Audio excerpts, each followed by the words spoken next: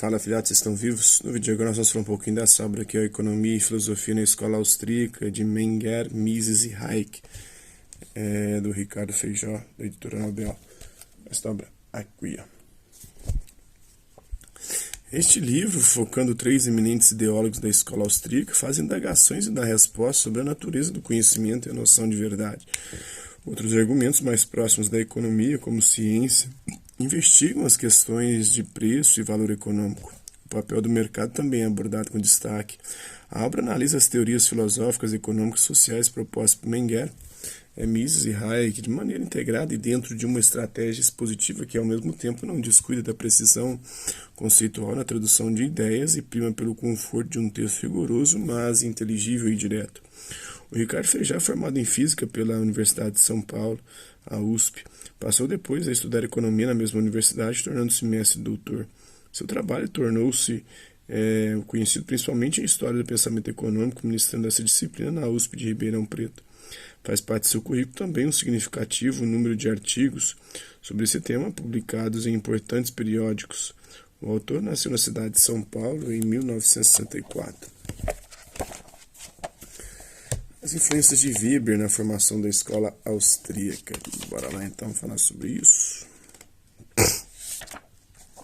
As bases filosóficas do pensamento econômico austríaco desenvolveram-se de maneira bastante independente, de modo que não devemos apontar que elas sejam uma continuação da obra de Weber ou de qualquer outro autor contemporâneo antecedente. Isso não significa dizer que os austríacos não sofreram influências de Weber e de outros autores. Pelo contrário, a identificação das influências principais que incidiram em cada um deles é um procedimento fundamental para o processo de deshomogeneização. Veremos que Menger segue uma visão aristotélica e romântica não compartilhada e mesmo incompreendida por Weber. Mas o pensador alemão nutriu uma certa simpatia por Menger, posicionando-se ao lado dele contra Schmoller na Batalha dos Métodos. Nessa controvérsia, Weber esteve com Menger contra as críticas de Schmoller e Lúcio Brentano, que ele considerava injustas. Schmoller tinha grande admiração por Weber, que não era totalmente correspondida. A autoridade esmagadora de Schmoller nas universidades alemãs era tida por Weber como uma ingerência do poder político no trabalho acadêmico. Weber respeitava as ideias de Mises, mantendo com ele influências comuns enraizadas na filosofia neokantiana. Iremos arrolar elementos de aproximação entre Weber e a escola austríaca. A adesão ao individualismo metodológico e a ideia de uma ciência da ação humana, o uso do método Verstehen, da compreensão, compreensivo, a teoria das instituições. O conceito de tipo ideal não consta nessa lista, pois, enquanto que para Weber a categoria teórica do tipo ideal é o ponto de partida para a construção de uma teoria social, nos austríacos ela não é importante. Como para Weber, não é possível se obter os conceitos diretamente da observação do fenômeno social.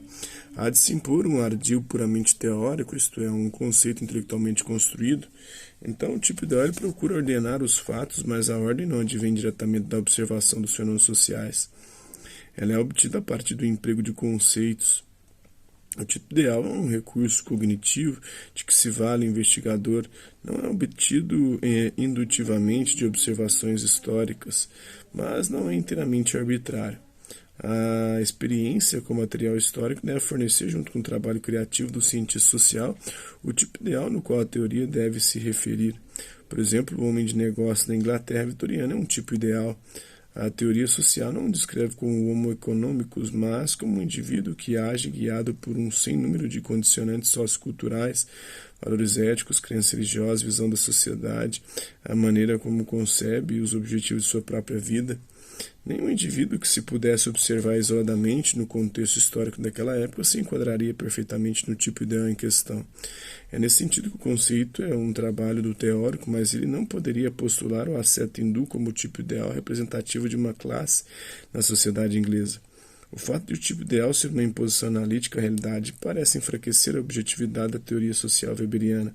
Mas Weber nunca abandonou a ideia de uma teoria social, mas apenas objetiva. Não apenas objetiva, mas também isenta de valores.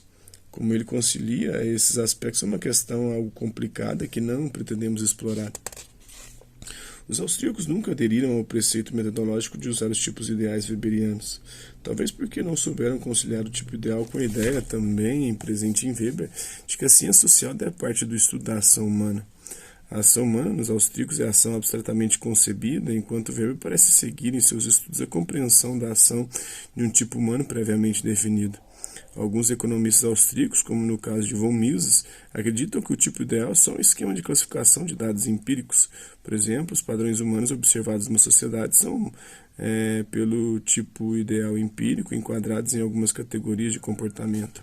Mises escreve que, como genuína praxeologia, o estudo da praxe da ação humana, e a economia é um ramo da praxeologia, ela aspira a uma compreensão universal e atemporal que poderia englobar toda a ação humana. Se ela é ou não bem-sucedida nessa tarefa é outro problema. Mas isso é algo que aqui pode apenas ser indicado para torná-lo evidente. Teríamos de mostrar que um tipo ideal não pode ser construído com base em uma ciência teórica e formal como a praxeologia, mas somente com base em dados históricos concretos.